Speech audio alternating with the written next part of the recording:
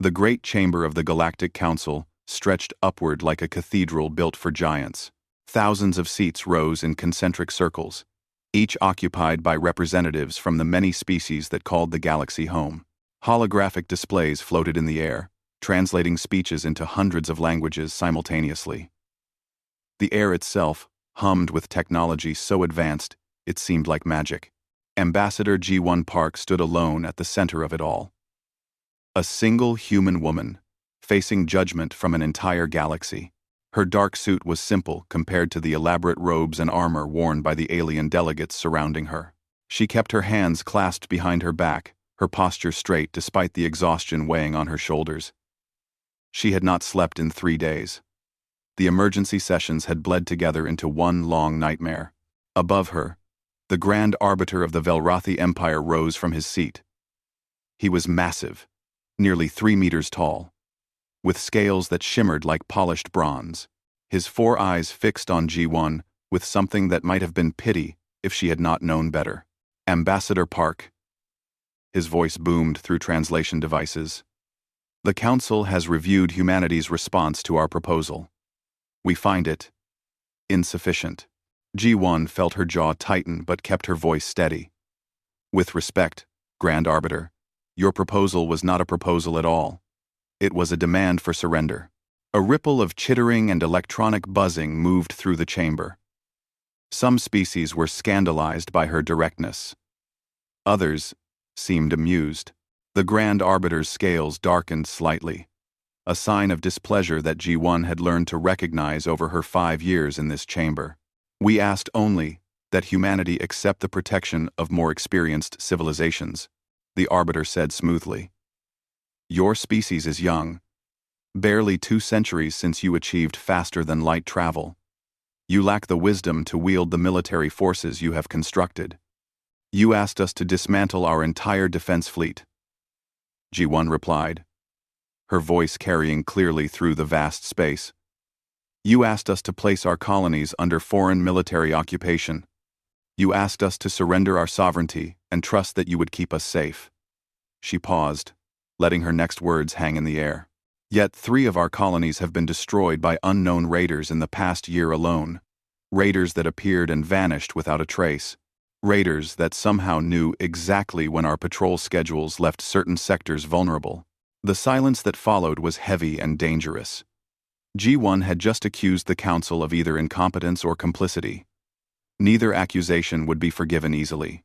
A new voice spoke up, clicking and whistling through translators.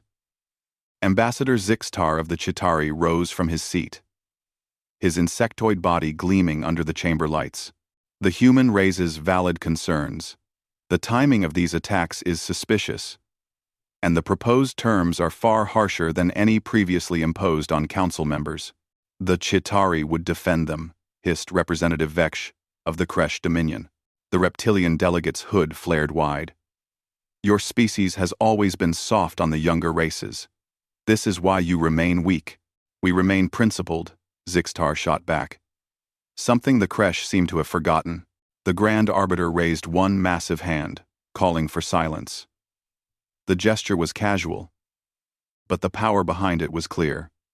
The Velrathi Empire controlled nearly a quarter of the galaxy. When they spoke, others listened. The Council's concerns are simple. The Arbiter continued, his gaze fixed on G1 once more. Humanity has demonstrated unprecedented military advancement. Your ships, though fewer in number than ours, match or exceed our capabilities in individual combat. Your soldiers train with an intensity that borders on fanaticism. Your weapons development proceeds at a pace that alarms even our most liberal members. We train because we have to, G1 said quietly. We build because we must. Earth was nearly destroyed twice by our own hands before we reached the stars. We learned what happens when you are not strong enough to defend what you love. We learned what happens when you trust that others will save you. And that is precisely what concerns us, said Matriarch Yilzara of the Eshkari Collective, the crystalline being pulsed with pale blue light as she spoke. Your species carries trauma like a weapon. You see threats everywhere. Your military doctrine is built on paranoia and aggression, disguised as defense. G1 wanted to scream. She wanted to show them the recordings from the colonies that had been burned.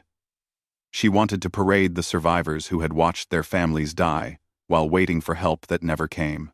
But she knew it would not matter. This decision had been made long before she entered this chamber. "We have weapons because the galaxy is dangerous," she said instead, her voice carefully controlled. "We maintain our fleets because we cannot afford to trust our safety to others, and we refuse your offer. Because we have seen what happens to species that surrender their ability to defend themselves. They become vassals. They become slaves. They become extinct." Dramatic words, the Grand Arbiter said, with what might have been a smile.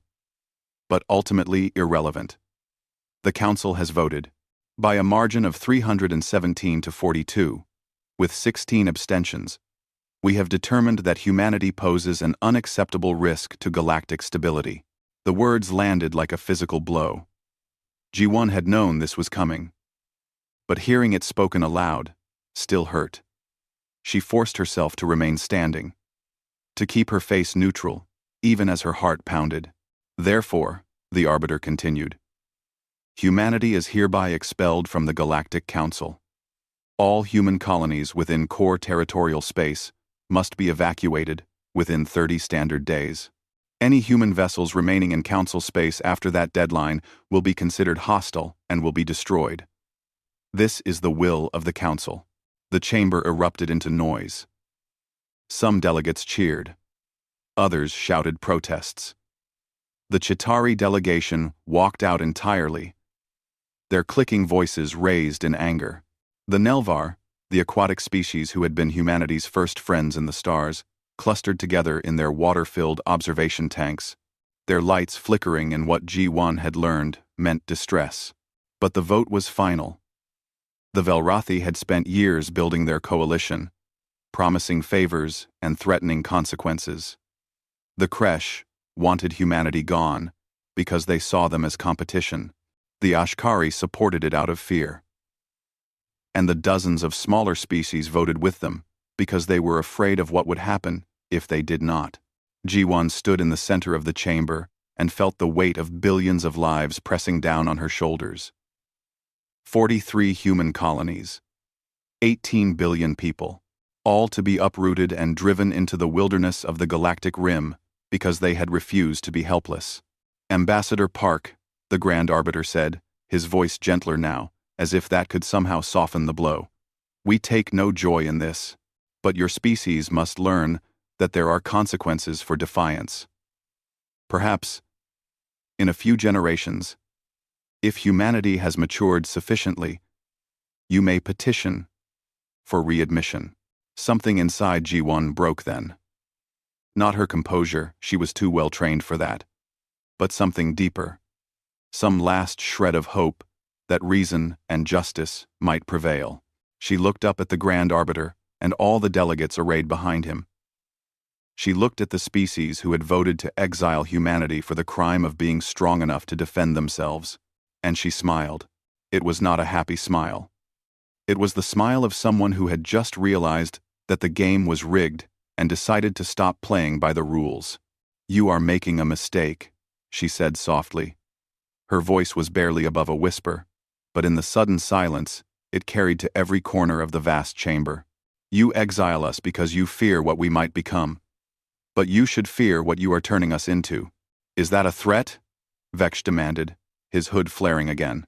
"No," G1 said. "It is a prediction. You are sending my people into the dark, into the cold, empty places where no one goes. You are taking everything we built and burning it. You are teaching us that the galaxy has no justice, no mercy for those who are different or difficult or dangerous." She turned slowly, meeting the eyes of every delegate she could see. "We will remember this. We will remember who stood with us and who abandoned us. We will remember that when we needed help, you gave us exile. And when you need us, and you will need us, we will remember what you taught us here today." The Grand Arbiter's scales darkened to nearly black. You have 30 days, Ambassador. I suggest you use them wisely. This session is concluded. The holographic displays blinked out. The delegates began filing out of the chamber, already moving on to other business. To them, this was just another day. Another vote. Another problem. Solved. But G1 remained standing in the center of the empty chamber long after everyone else had gone. She thought about her daughter, just 12 years old, waiting for her in the embassy. She thought about her parents, retired on New Sol Colony, the home they would have to abandon. She thought about the millions of soldiers who had trained so hard, who had believed that their strength would keep their families safe. She thought about what was coming. The evacuation would be chaos. They would lose people. There was no way to move 18 billion humans in 30 days without casualties. Ships would be overloaded. Supplies would run short. Some colonies were so remote that they might not even receive the evacuation orders in time. And all of it because the Council feared humanity's potential more than they valued humanity's friendship. G1 finally moved, walking slowly toward the exit. Her footsteps echoed in the empty chamber. As she reached the door, she stopped and looked back one last time at the place where humanity's fate had been decided. You could have had us as allies, she whispered to the empty air. Instead, you will have us as a memory, or as something worse. Time will tell which. Then she stepped through the door and went to tell her people that they were going into exile. Behind her, the lights in the great chamber slowly dimmed. The holographic displays powered down. The seats that humanity had occupied for 2 brief centuries stood empty. The Council had made its decision. Now they would live with the consequences. But so would humanity. And in the end, only one of them would emerge stronger. The first decade was the worst. Zixtar stood in the observation gallery of his personal ship, watching the stars drift past, and tried not to think about the numbers. 8 billion dead. Nearly half of humanity's population, gone in the chaos of the evacuation and the brutal first years on the galactic rim. He had tried to help. The Chitauri had offered transport, supplies, sanctuary on some of their outer colonies. But it had not been enough. Nothing could have been enough. 18 billion people could not be moved across half a galaxy in 30 days, and the Council had known that when they set the deadline. The Velrothi battle groups had enforced it enthusiastically. Any human ship that missed the deadline was destroyed without warning. Entire colonies had been bombarded from orbit when their evacuation transports failed to arrive in time. The Council called it maintaining order. Zixtar called it murder, but he was just one voice. And the Chitauri were not strong enough to stand against the Velrothi Empire alone. So he had watched, helpless, as his friends were driven into the dark. That had been 200 years ago. 2 centuries that Zixtar had spent fighting a losing battle to keep humanity's seat in the Council empty rather than dissolved entirely. It was a symbolic gesture, meaningless in practical terms, but it was all he could do. Ambassador, his aide's voice chirped from the doorway. Zixtar clicked his mandibles in acknowledgement. Another council session. Another debate about nothing important, while the galaxy slowly tore itself apart. He wondered if anyone else noticed the patterns he had been tracking for the past 50 years. The Velrothi Empire had nearly doubled in size since humanity's exile. They claimed it was peaceful expansion, worlds joining them voluntarily for protection. But Zixtar had seen the casualty reports from those peaceful integrations. Entire species absorbed, their militaries dissolved, their governments replaced with Velrothi administrators. The Kresh Dominion had responded by militarizing even further. Every Kresh citizen was now required to serve in the military for at least 10 years. Their border fleets had tripled in size. Incidents between Kresh and Velrothi ships were becoming more frequent and more violent. And the raids continued. The same mysterious attackers that had struck human colonies before the exile now ranged freely across Council space. They hit civilian targets, mostly cargo ships, agricultural worlds, mining stations, places that could not defend themselves. The attacks followed a pattern that Zixtar had spent years documenting. But whenever he presented his evidence to the Council, it was dismissed. The raiders always struck when Velrothi patrol schedules left sectors undefended. They used weapons consistent with Velrothi design, but with identifying markers removed. And they never, ever, attacked Velrothi interests. Zixtar had no proof, nothing that would hold up in a council investigation. But he knew the truth. The Velrothi had killed human colonies to justify humanity's exile. Now they raided other species to keep the council afraid and dependent on Velrothi protection. It was brilliant and horrifying in equal measure. "Ambassador," his aide chirped again. "There is something else. A report from the rim sectors. Another patrol fleet has gone missing." Zixtar turned away from the stars. "Which species?" "Velrati. An entire battle group, 23 ships, including a heavy cruiser. They were conducting long-range reconnaissance near the old human territories, and they missed their scheduled check-in 6 days ago. When a search party was dispatched, they found nothing. No debris, no distress signals, no trace they were ever there." Zixtar felt his antennae twitch with interest. This was the 4th Velrothi patrol to vanish near the rim in the past 3 years. The Grand Arbiter blamed it on navigational errors or equipment failures. But Zixtar wondered. The rim was dangerous, uncharted space. Strange, stellar phenomena. Abandoned territories. But trained military crews did not simply disappear. "Have there been any other reports from that region?" he asked. His aide consulted a data tablet. "Yes, actually. Several civilian ships reported strange sensor readings. Unidentified vessels moving at speeds that should not be possible. Energy signatures that do not match any known drive system. But all the reports are unverified. Probably just sensor glitches or debris fields." "Probably," Zixtar agreed. But his mind was already working. The old human territories. Strange disappearances. Unknown ships. He thought about G1 Park, the human ambassador he had called friend. She had sent him one message after the evacuation was complete. Just a single line. "We will survive. Tell no one." That had been 187 years ago. He had honored her request, telling the council that humanity had scattered into the rim and likely perished. Most believed it. Some even celebrated it. But Zixtar had always wondered. Humans were survivors. They had nearly destroyed themselves twice before reaching the stars. And each time they had rebuilt stronger than before. Would they really let exile break them? Or would they do what they always did, endure, adapt, and emerge transformed? "Monitor all reports from the rim sectors," Zixtar ordered. "Everything, no matter how minor or unverified. I want to know about every strange reading. Every missing ship. Every unusual sighting." "Yes, Ambassador." "May I ask why?" Zixtar clicked his mandibles in what might have been a smile. "Because I think someone is coming back, and I want to know if they return as friends or as something else." The years continued to pass.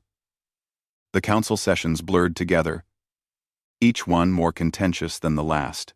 The Velrothi pushed for more authority, more military integration, more control over member species' defenses. The Kresh resisted and built up their fleets in response. Smaller species were caught in the middle, forced to choose sides in a cold war that grew hotter with each passing season, and the reports from the rim continued. More missing patrols, more sensor anomalies, more whispers of ghost ships that appeared and vanished like phantoms. The Velrothi tried to keep it quiet, but information had a way of spreading. Spacers talked in port bars. Merchants gossiped on trade routes. Survivors of near encounters spoke of ships that moved like nothing they had ever seen, that seemed to bend light and space around them. Zixtar collected every report, every rumor, every scrap of data. He built a picture in his mind of something moving in the dark spaces of the rim, something that watched the galaxy with unknown intent, something that had learned to hide and hunt in the places where no one else dared to go. One day, a young Nelvar merchant came to see him. Her name was Salis, and she had inherited her family's trading company after her parents died in a raid 30 years earlier. She was nervous, her bioluminescent skin flickering with anxiety as she floated in her mobile water tank in Zixtar's office. "Ambassador," she said, "I have information about the Rim, about what is out there." "I am listening," Zixtar replied. "My ship was attacked by raiders 3 months ago.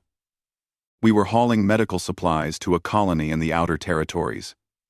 5 pirate vessels, all Velrathi design, though they claimed to be independent. They disabled our engines and prepared to board." Zixtar leaned forward. He had heard this story 1,000 times, but something in Salas's tone suggested this one would be different. Then another ship appeared. Salas continued. "Just one. It was like nothing I had ever seen. All smooth curves and dark metal that seemed to absorb light. The pirates opened fire immediately. Their weapons had no effect. The strange ship did not even bother with shields. The energy blasts just dissipated before they hit the hull." "Go on," Zixtar said softly. "The ship disabled all 5 pirate vessels in less than a minute. Not destroyed, disabled. Weapons offline. Engines dead. Life support maintained. Then it hailed us. The voice that came through was human." Zixtar's antennae shot up. "Human? You are certain?" "Absolutely certain." A woman's voice, speaking perfect galactic common. She said, "You are safe now. The raiders will be delivered to the nearest council outpost. We apologize for not arriving sooner." Salas's skin flickered rapidly. Then she said something else. She said, "Tell them humanity remembers its friends. Did you get a sensor reading of the ship?" "We tried. Our systems couldn't make sense of what they were detecting. Energy outputs that should be impossible. Gravitational distortions that suggested the ship was generating its own localized field. And the speeds, Ambassador. When it left, it accelerated faster than anything I have ever seen. It was like watching something shift from our reality into another." Zixtar was quiet for a long moment. Then he asked the question he needed answered most. "What happened to the pirates?" "Day. They were found 3 days later, exactly where the humans said they would be. All alive, unharmed, except for damaged pride. Their ships were disabled so completely that engineers had to tow them back to dock. The Velrathi authorities claimed it must have been a malfunction. They said, the pirates disabled themselves. But you do not believe that. I know what I saw, Ambassador. Humanity did not die in the Rim. They evolved there. And now, they are coming back." After Salas left, Zixtar sat in his office for hours, thinking, 200 years, 10 human generations, maybe more given their short lifespans. A civilization driven into the harshest regions of the galaxy, forced to survive in places where even the most desperate refugees feared to go. What would that do to a species? What would they become? The old humanity had been warriors and builders, quick to anger and quick to forgive, fierce in defending their own but open to friendship with others. They had been young and idealistic and dangerous in the way of all young things that do not yet know their own strength. But the humanity coming back would have been forged by 2 centuries of suffering. They would have buried billions of their dead. They would have learned to hate the galaxy that exiled them, or learned to survive without it, or learned something else entirely. Zixtar made a decision then. He composed a message using codes that humanity had given him 200 years ago. Codes he had never used because he had promised not to make contact unless it was vital. The message was simple. Old friend, if you still live, know that you have allies still. But others will see your return as a threat. Be careful. The galaxy is not ready for what it has made you become. He transmitted the message toward the Rim and waited. The response came 3 days later. Just 2 words that made Zixtar's heart soar and sink at the same time. We know. Humanity was coming home. The only question was whether they came for reunion or for reckoning. Zixtar suspected it might be both. The merchant station Crosswinds drifted at the edge of what used to be human space. Once, it had been a thriving hub where human traders met their alien counterparts to exchange goods and stories. Now it served as a reminder of absence, a memorial to a species that most of the galaxy had forgotten. Captain Temar of the Nelvar merchant vessel Steady Current did not come here for nostalgia. He came because the routes through this region were faster and less patrolled, which meant fewer bribes to pay and fewer questions to answer about his cargo. His crew was small, just 6, Nelvar. All family, all veterans of the dangerous trade routes where pirates prowled and council patrols looked the other way. They knew how to fight if they had to, but they preferred to run. Their ship was fast, their sensors sharp, and their luck had held for 15 years. Today, their luck ran out. Captain, his daughter Mira called from the sensor station, her bioluminescent skin flashing orange in alarm. Multiple contacts emerging from the debris field. 5 ships, closing fast. Tamar felt his swim bladders tighten with stress. Configuration? Velrothi design. Raider class. They are hailing us. Of course they were. This was how it always went. The raiders would demand cargo, credits, anything of value. If you paid, they might let you go. If you resisted, they took everything, including your life. And if you reported them, nothing happened because the raiders were usually Velrothi independents, who somehow never faced justice in Velrothi courts. Put them through, Timar said, keeping his voice calm for his crew. The face that appeared on screen was Velrothi scaled and four-eyed, with the hood markings that indicated low caste. These were not military deserters, playing pirate. These were actual criminals, which somehow made them more dangerous because they had nothing to lose. Nelvar vessel. The pirate leader hissed. You will power down your engines and prepare to be boarded. Resist, and you die. Cooperate, and you will only lose your cargo. Choose now. Nelvar vessel, RUP. Tamar's fins drooped. They were hauling medical supplies bound for a colony suffering from plague.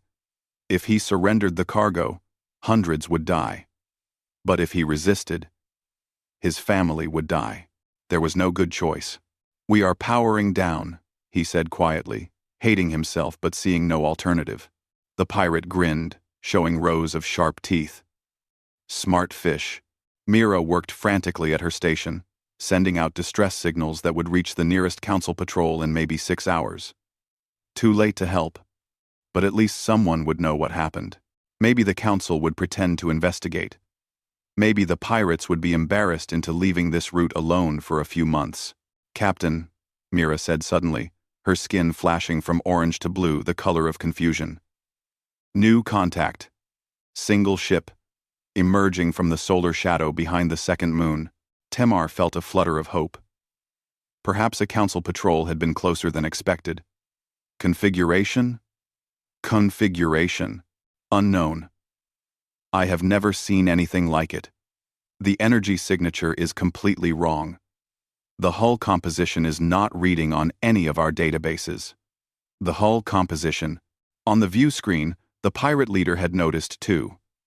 He was shouting at someone off-screen, probably demanding his own sensor operator explain what was happening. Then Tamar saw it with his own eyes as the new ship glided into view, and his breath caught in his throat. It was beautiful in a way that made his skin prickle with instinctive unease. The hull was dark. So dark, it seemed to drink in the light of the nearby star. The shape was all flowing curves with no hard edges, organic somehow, like it had been grown rather than built. Energy flickered across its surface in patterns that hurt to look at directly, electricity, or plasma, or something else entirely, dancing across the hull in configurations that should not be possible. And it was big. Not as large as a Velrothi battlecruiser, but substantial. Maybe 3 times the size of his own ship. Big enough to matter in a fight. The pirate leader had recovered from his surprise. Unknown vessel. This is a lawful salvage operation. Withdraw immediately, or face destruction. For a moment, nothing happened. Then a voice came over the open channel, a voice speaking Galactic Common, with an accent that Timar recognized from ancient recordings. Human. Velrothi vessel, the voice said. It belonged to a woman. Calm and professional, and carrying the weight of absolute confidence. This is Commander Sarah Okafor, of the Terran Reclamation Fleet. You are engaged in piracy against a civilian vessel in violation of 17 different Council statutes. Power down your weapons and prepare to surrender. The pirate leader laughed. Terran? Humanity is extinct. Ghost. Whoever you are, turn around before we add your ship to our collection. Last warning, Commander Okafor said. The pirates opened fire. All 5 ships unleashed their weapons simultaneously. Plasma cannons, kinetic accelerators, missile batteries. Enough firepower to reduce Timar's ship to debris in seconds, all of it focused on the strange, dark vessel. Timar watched in horror as the barrage streaked toward the human ship. He had seen weapons fire before, had watched ships torn apart by forces that could boil metal and shatter hulls. He knew what was about to happen. Except nothing happened. The weapons simply stopped. Plasma bolts dissipated 3 meters from the hull as if hitting an invisible wall. Kinetic rounds froze in space, suspended by forces Timar could not comprehend. Missiles went dark, their guidance systems scrambling, then gently drifted away like leaves on a current. The human ship had not activated shields. It had not moved to evade. It had simply negated the attack, as if the pirates were children throwing stones at a fortress. Your turn, Commander Okafor said. The human ship moved. But moved was the wrong word. It did not accelerate the way ships were supposed to accelerate, building up speed over time. One moment it was distant. The next it was among the pirate vessels, weaving between them like a dancer in a performance. Blue-white energy lanced out from points along its hull. Not weapons in the traditional sense, there were no gun ports, no visible emplacements. The energy just appeared, reaching out to touch each pirate ship in turn. Systems died. Engines went dark. Weapons powered down. Life support stayed online. The human ship was careful about that, but everything else simply stopped working. In less than 30 seconds, all 5 pirate vessels were dead in space, helpless and drifting. The human ship returned to its position near Timar's vessel. Its movements were so precise, so controlled, that it seemed unreal, like watching a simulation instead of actual physics. Nelvar vessel steady current. Commander Okafor's voice came through again. You are safe. We apologize for not arriving sooner. Are there any casualties? Well, Targ. Tamar found his voice. No. No casualties. We are unharmed. He paused, then added, You are human? Truly? There was a hint of warmth in the commander's voice when she responded, We are. Humanity survived, Captain Timar, and we have not forgotten our friends. A view screen activated aboard Timar's ship, showing the interior of the human vessel's bridge. The woman who appeared was tall for a human, with dark skin and close-cropped hair. She wore a uniform that was sleek and black, with subtle armor plating integrated into the design. Behind her, Timar could see other humans working at stations that did not look like any ship controls he recognized. Everything was smooth interfaces and holographic displays that responded to gesture and thought as much as touch. Commander Sarah Okafor, the woman said with a slight smile. Formerly of the United Earth Defense Force, currently of the Terran Reclamation Fleet. We have been monitoring pirate activity in this region for some time. Your distress signal allowed us to triangulate and respond. The pirates, Timar said. What will you do with them? Deliver them to the nearest council outpost with full documentation of their crimes. They will face justice under council law. Her smile turned slightly sharper. Or what passes for justice these days? They will claim mechanical failure. They will say they disabled themselves, that you were never here. The Velrothi authorities will believe them. Perhaps, Sarah agreed. But we will be watching. And the next time they try to hurt someone, we will be there too. She leaned forward slightly. Captain, I need you to carry a message. Can you do that for us? Of course. Anything. Tell the Council that humanity has returned. Tell them we survived the exile. Tell them we are not the same species they cast out 200 years ago. And tell them. She paused, choosing her words carefully. Tell them we remember our friends. And we remember our enemies. Tamar's skin flickered through several colors as he processed that. They will be afraid. They should be, Sarah said simply. But not for the reasons they think. We did not return for revenge, Captain. We returned because the galaxy needs what we have become. And what is that? Sarah's expression softened. Guardians. Protectors. The thing we were always meant to be. Refined by suffering and tempered by loss. She glanced at something off-screen. We need to leave soon. Our patrol route continues. But first your cargo. You are hauling medical supplies to the Koresh colony? Tamar blinked in surprise. How did you know? We make it our business to know. The plague there is worse than the Council reports admit. You will need to take specific precautions when you arrive. I am transmitting decontamination protocols and treatment guidelines.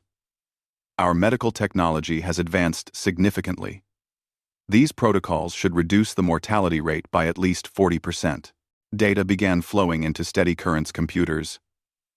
Tamar watched in amazement as files upon files of detailed medical information appeared, far more comprehensive than anything in the Council's databases. Commander, he said slowly. How advanced is your technology now? Sarah's smile was enigmatic. Advanced enough, Captain. Advanced enough. Advanced enough. 41. Advanced enough. Advanced enough. The human ship began to move away, its dark hull reflecting the starlight in patterns that seemed almost alive. Tamar had 1,000 questions, but he knew he would get no more answers today. One more thing, Sarah called out. Give our regards to Ambassador Zixtar. Tell him old friends are grateful he kept faith with us. Tell him we will see him soon. Then the human ship accelerated, and Tamar understood why his sensors had shown impossible readings. The vessel did not just move fast, it seemed to fold space around itself, compressing distance, turning physics into suggestion rather than law. One moment it was there, the next it was a light hour away, then it was gone entirely. Vanishing into the deep dark between stars, Tamar's crew stared at the space where it had been. Finally, his son Chorus spoke up from the engineering station. Father, I recorded everything. Sensor logs, visual data, communications. The Council will want proof. The Council will not believe it, Tamar's wife said quietly. They will say we are lying or mistaken. They will say humans are extinct, that we saw something else, that our sensors malfunctioned. Then what do we do? Mira asked. Tamar thought about Commander Okafor's message. He thought about the casual, effortless way she had disabled 5 pirate ships.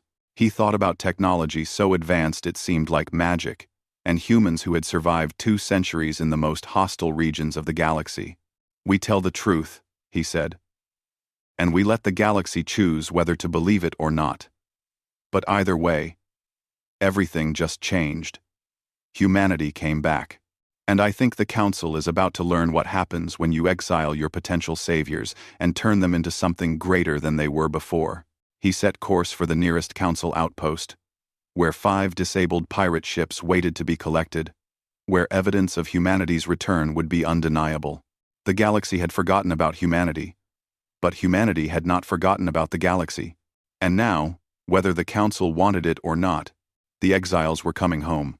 The Grand Council chamber looked exactly as it had 200 years ago, when humanity was cast out. The same towering walls, the same 1,000 seats, rising in circles, the same holographic displays, translating everything into countless languages, even some of the same species. Their leaders apparently immortal, or at least very long-lived. But the human standing at the center of the chamber was not G1 Park. She had died 50 years ago, peacefully in her sleep, on one of humanity's new worlds, beyond the rim. Her funeral had been attended by millions who remembered what she had sacrificed. Admiral Min-Jun Lee stood where Ji-won had stood 2 centuries before.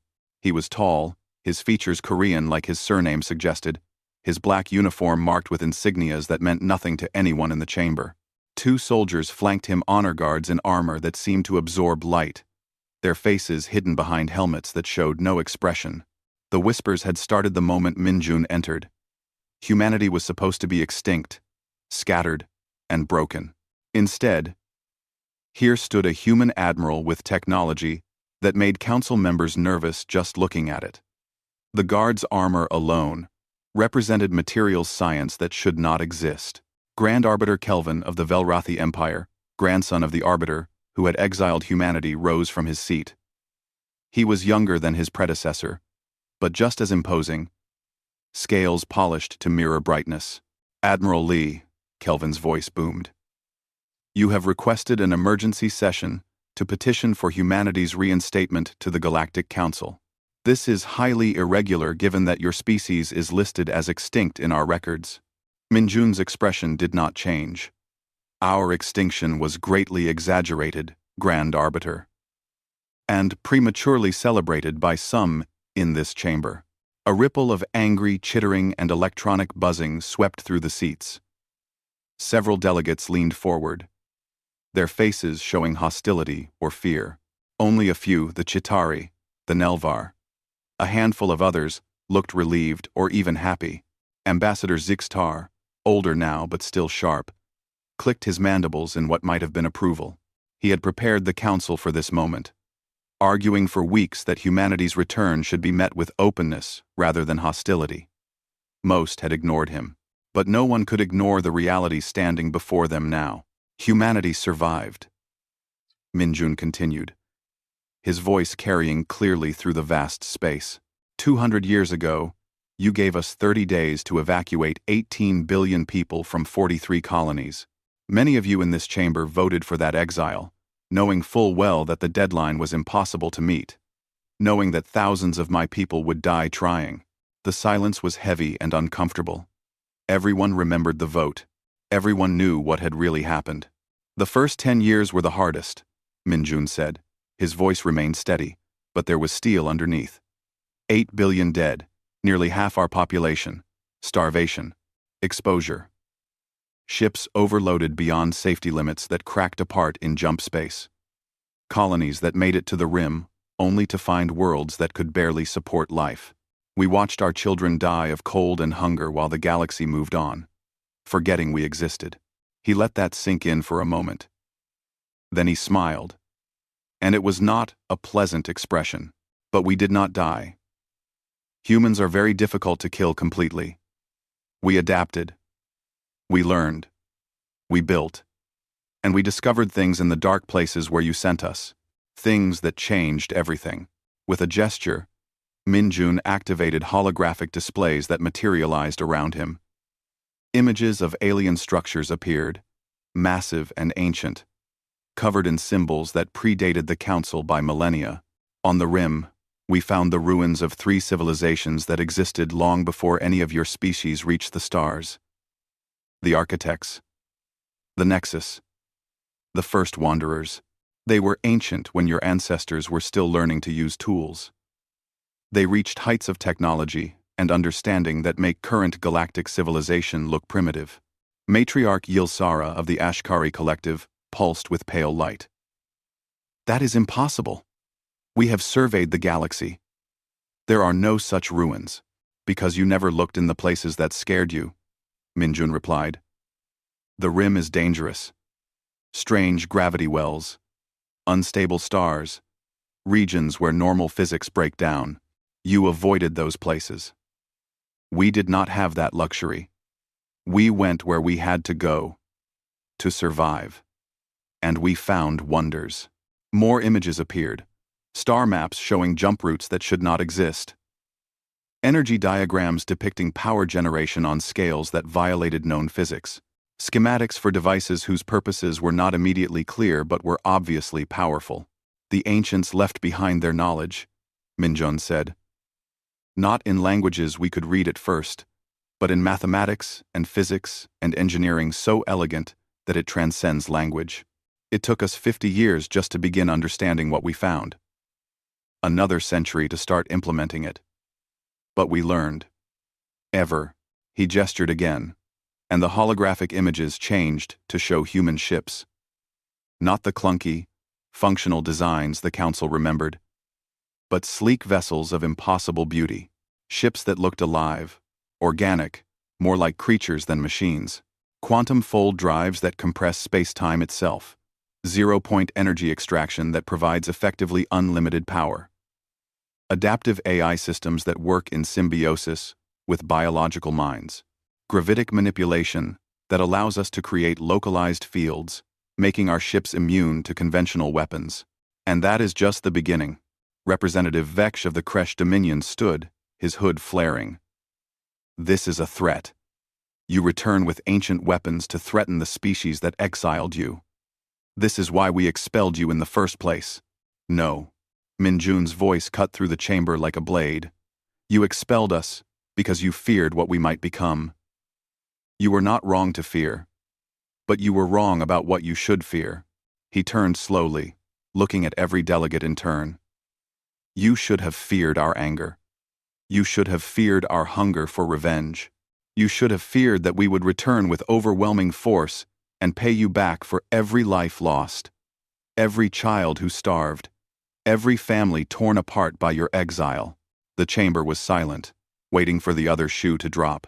But that is not what happened, Minjun continued, his voice softening slightly.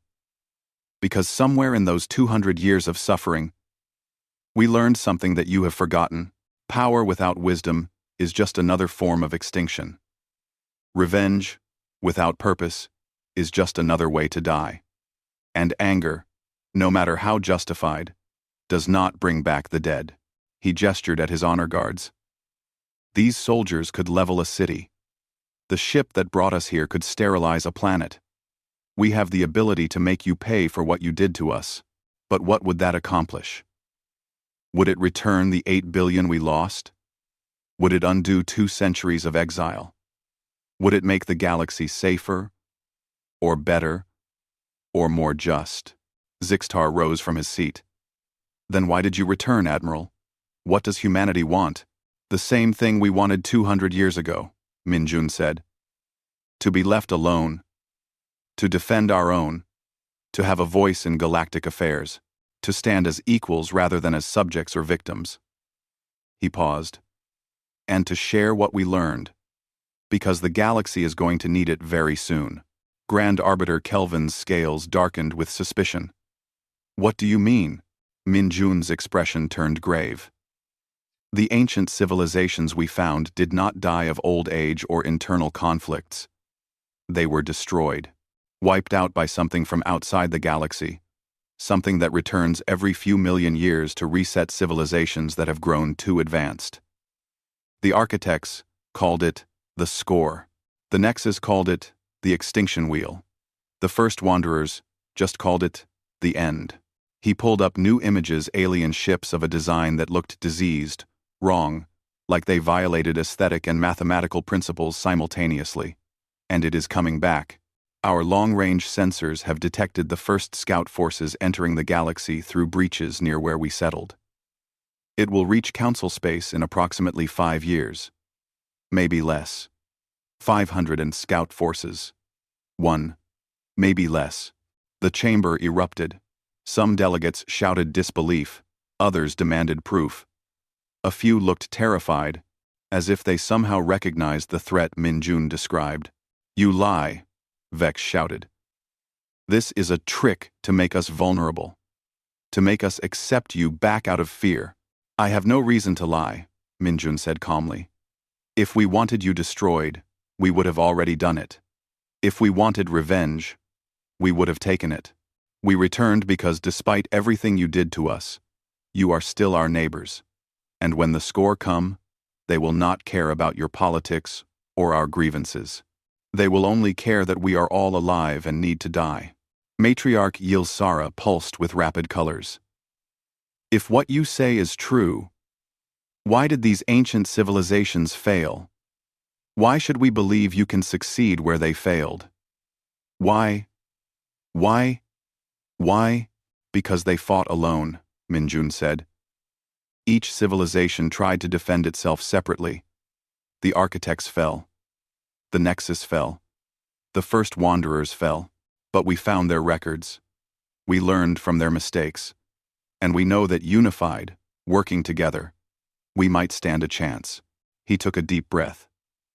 That is why we returned. Not for revenge. Not for conquest. But to offer our strength to defend a galaxy that cast us out. Because that is what humans do. We protect. We endure. We refuse to give up even when giving up would be easier. It is our greatest strength and our most terrible weakness. We cannot help ourselves. Grand Arbiter Kelvin was silent for a long moment. Then he said, "You claim to have this advanced technology. Proof of ancient civilizations. Evidence of an approaching threat. Yet you offer no verification. How do we know this is not an elaborate deception?" Minjun smiled. "Because if we wanted to deceive you, we would be much better at it. No, Grand Arbiter. Everything I have told you is true, and within a standard year, you will have all the proof you need. The first score vanguard forces will reach your border territories. You will face them with your current technology and fleets, and you will learn what the ancients learned, that you are hopelessly outmatched." "That sounds like a threat," Kelvin said coldly. "It is a warning." Minjun corrected. "There is a difference. A threat implies I want something bad to happen to you. A warning means I want to prevent something bad from happening, but I cannot force you to listen." He looked around the chamber.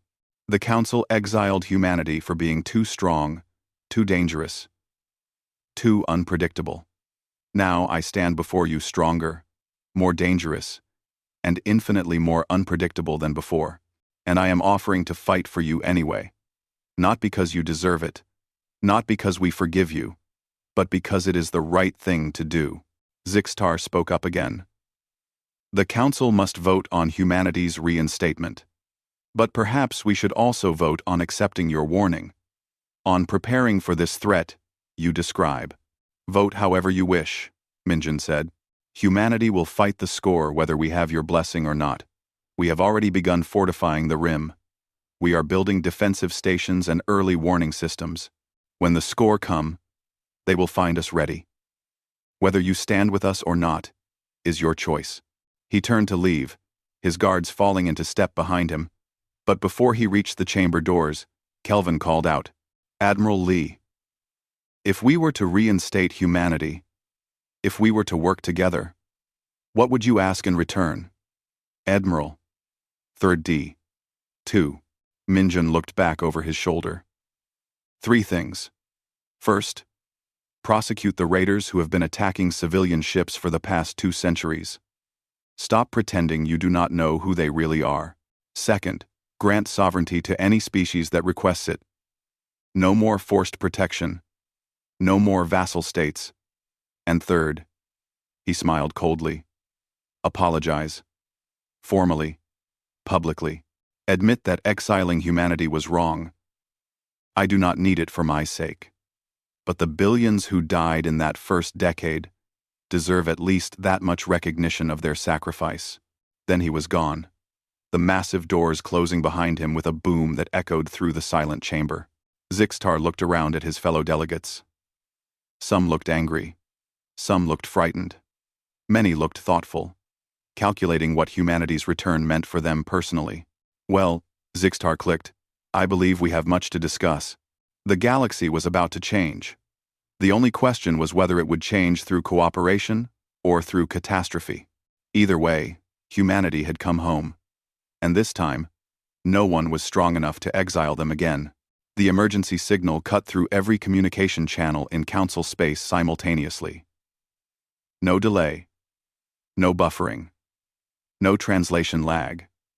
One moment, the galaxy was going about its business. The next, every ship, Every station, every major settlement, received the same message.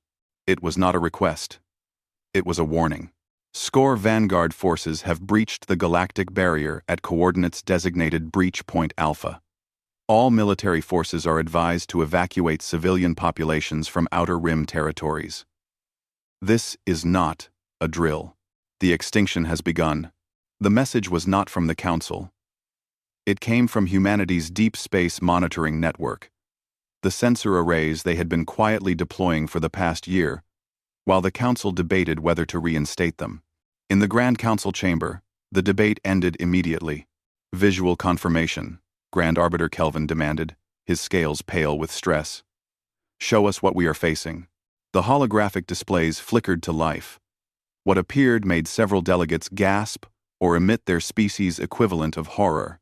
The score ships were visible now, hundreds of them pouring through a tear in space-time that glowed with sickly purple light. The ships themselves defied description, organic and mechanical at once, covered in what looked like diseased growths, moving in patterns that hurt to watch. Fleet composition analysis, Kelvin's military advisor reported, her voice shaking.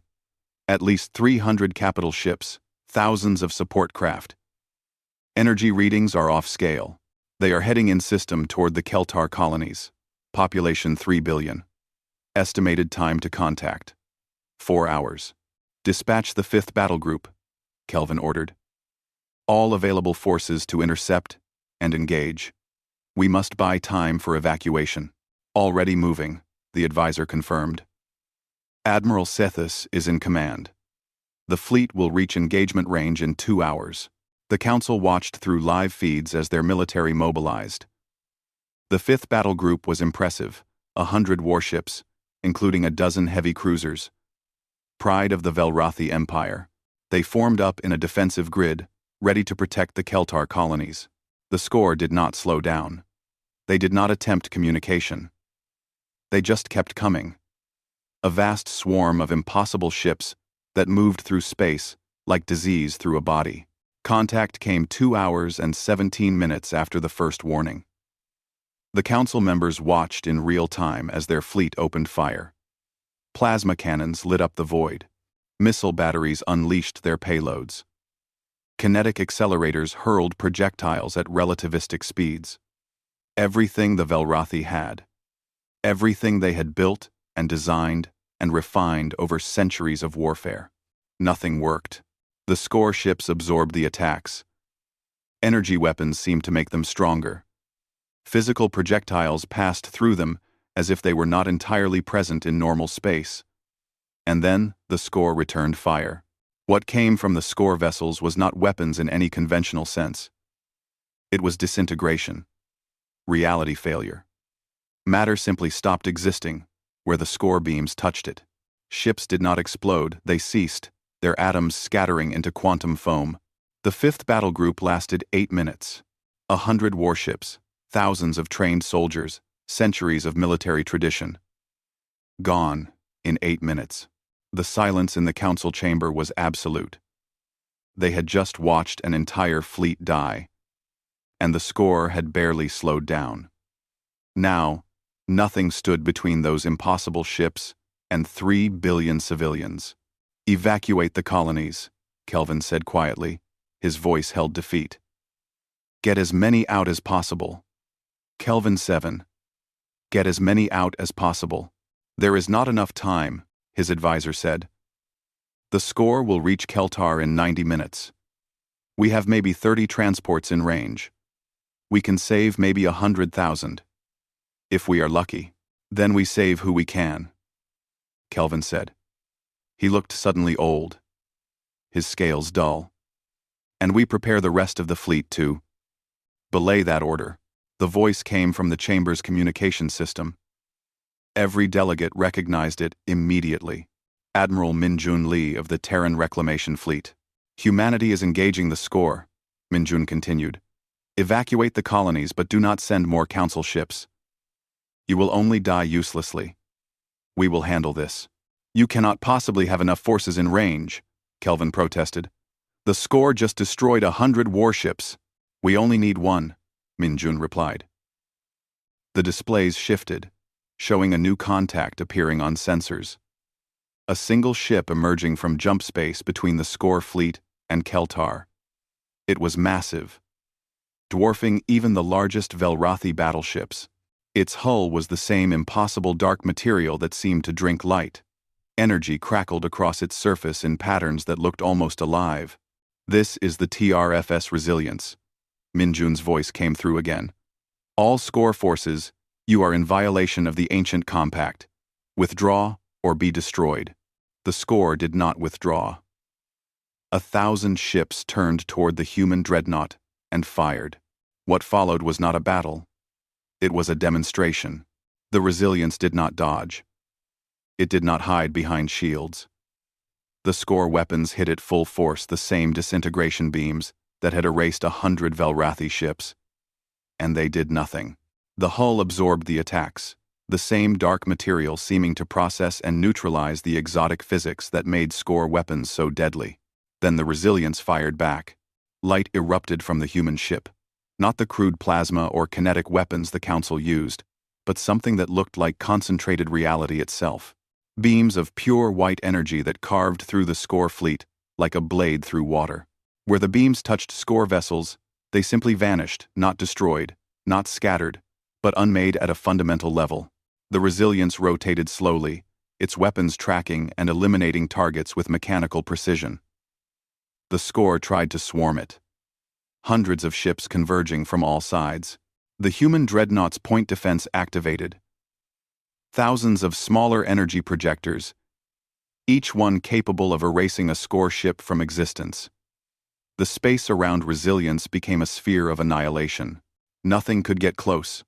Nothing could survive. In the council chamber, delegates watched in silence as a single human ship systematically destroyed a fleet that had killed 100 council vessels in minutes. The Score tried different tactics, focusing fire, attempting to board, even ramming the human ship with their own vessels. Nothing worked. The Resilience was invulnerable and unstoppable. Within 20 minutes, the Score fleet was gone. Every ship either destroyed or driven back through the breach they came from. The Resilience hung in space, undamaged, its dark hull reflecting the light of Keltar's star. "Threat neutralized," Minjun reported calmly. "Casualties, 0. The breach is collapsing naturally. We will maintain watch to ensure no further incursions." "How?" Kelvin's voice was barely a whisper. "How is this possible?" "We learned from the ancients," Minjun said. "They failed because they fought separately. Each civilization developed its own solutions, its own weapons. The Score adapted to each one in turn, but the ancients left records, blueprints, theories they never had time to test. We synthesized everything they knew and built something new, something the Score have not adapted to yet." Another ship appeared on sensors. Then another. Then dozens more. The human fleet, emerging from jump space around Keltar. Not as many as the Score had brought, but each one radiating power signatures that matched the Resilience. "We have positioned defensive grids throughout the border territories," Minjun continued. "Early warning stations that will detect any further Score breaches, and we have the firepower to respond immediately. The Council colonies are protected, whether you want our protection or not." In the background of the transmission, other voices could be heard. Humans coordinating rescue efforts, directing medical supplies, organizing evacuation support for the few Keltar citizens who still needed transport. They were not just fighting. They were helping. Ambassador Zixtar rose from his seat. "Admiral Lee, on behalf of the Galactic Council, I formally request that humanity resume its seat among us. We were wrong to exile you. We were fools to fear you, and we are grateful beyond words that you returned when you did." Seconded. Called out several other voices. Even some of the delegates who had voted for humanity's exile 200 years ago added their support. Not all Veksh and a few others remained silent, pride or fear keeping them from admitting error. But enough. More than enough. Kelvin stood slowly. His scales had regained some of their color, but his eyes were haunted.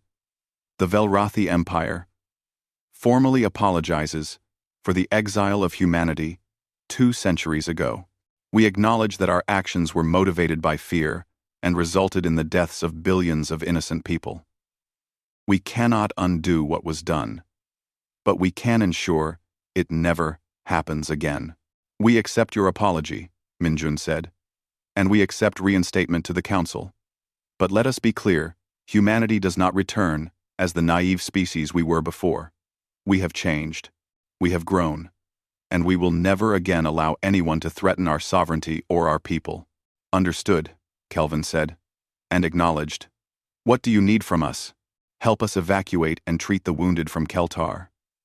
Share your intelligence on score movements. And prepare your people for what is coming. This was just the vanguard. The main score force is still months away. We have time to prepare, but only if we work together. Over the following weeks, the galaxy transformed. Human technology and knowledge flowed outward, not as gifts, but as trades. The Council provided resources, labor, worlds to build on. Humanity provided the tools to survive what was coming. Ships were upgraded with defensive systems based on ancient designs. Early warning networks expanded across entire sectors. Training programs taught Council militaries how to recognize and counter score tactics. And everywhere, humans worked alongside aliens, building the unified defense that the ancient civilizations had never achieved. Jia Park, Jiwan's granddaughter, took humanity's seat in the Council chamber. She was young, barely 40. But she carried herself with the same dignity her grandmother had shown 2 centuries before. On her first day, she addressed the assembled delegates. My grandmother stood where I stand now and watched you exile humanity for the crime of being strong. She told you then that you were making a mistake, that you should fear what you were turning us into. She was right. The chamber was silent, delegates listening carefully to every word. You should have feared our anger. You should have feared our revenge. But you should have hoped that suffering would teach us wisdom instead of just hardening our hatred. Hoped that exile would forge us into something greater rather than just something crueler. Jia's voice softened. 200 years ago, humanity left this chamber with nothing but our pride and our determination to survive. We lost half our population. We buried billions. We suffered in ways that would have broken most species. And you know what we learned? She looked around the chamber, meeting the eyes of representatives from 100 different worlds. We learned that power means nothing if not used to protect. That strength, without compassion, is just another form of weakness. And that the greatest victories are not won through revenge, but through choosing to be better than those who hurt you.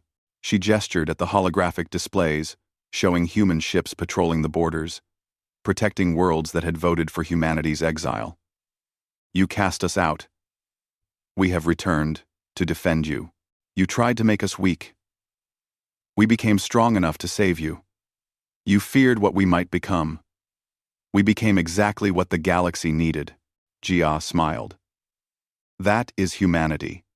We are survivors who refuse to let suffering turn us into the monsters others fear. We are warriors who choose to protect rather than conquer. We are the species you tried to destroy, returned to ensure you never have to face extinction alone. She took her seat among the delegates, and for the first time in 200 years, humanity's place in the Council was filled. Outside, the stars shone steadily. Human ships moved through the void, tireless guardians watching for threats. In shipyards across human space, more vessels took shape, not weapons of conquest, but shields for the innocent. And far beyond the rim, monitoring stations searched the dark between galaxies for signs of the score's return. Humanity had been exiled. They had suffered. They had died by billions. And they had emerged from that crucible transformed into something the galaxy had never seen, a species with the power to dominate, but the wisdom to protect instead. The score would come again. The ancient enemy would test whether this cycle of civilizations was any different from the countless others that had been harvested before. And when they came, they would find something new. They would find a galaxy united, standing together, armed with knowledge from the fallen, and protected by those who had learned that true strength came not from the power to destroy, but from the choice to defend. They would find humanity, returned from exile, rekindled with strength that surpassed empires, and they would learn that some species, when pushed to the edge of extinction, do not break. They evolve. Retry Claude can make mistakes. Please double-check responses.